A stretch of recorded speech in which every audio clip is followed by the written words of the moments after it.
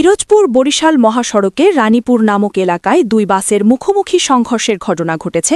এতে অন্তত ৬ থেকে ৭ জন আহত হয়েছে। শনিবার ৪ এপ্রিল দুপুরে এ দুর্ঘটনা ঘটে। ঢাকা থেকে ভান্ডারিয়াগামী পালকি পরিবহন এবং চরমনাইয়ের মাহফিল থেকে আগত মোল্লা ট্রাভেলস নামের এ বাস দুটির মধ্যে মুখোমুখি সংঘর্ষ হয়। সংঘর্ষের পর মোল্লা ট্রাভেলস বাসটি নিয়ন্ত্রণ হারিয়ে সড়কের পাশে একটি গাছের সঙ্গে ধাক্কা লাগে।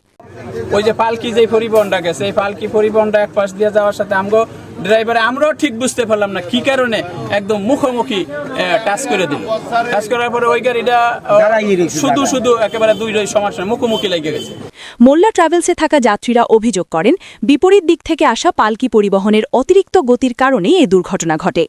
২৭ জন লোক হতাহত হয়েছে, তার মধ্যে ৪ জন তো হাসপাতালে, ৬ জন হাসপাতালে পাঠাইছে, বর্তমান ৪ জন, পরে ২ জন, আর কিছু লোক এই জায়গায় রয়ে গেছে। পিরোজপুর সদর থানার ওসি ভারপ্রাপ্ত কর্মকর্তা মাহমুদ হাসান জানান, দুর্ঘটনায় কোনো প্রাণহানির ঘটনা ঘটেনি, তবে উভয় বাসের যাত্রীদের মধ্যে কয়েকজন আহত হয়েছে।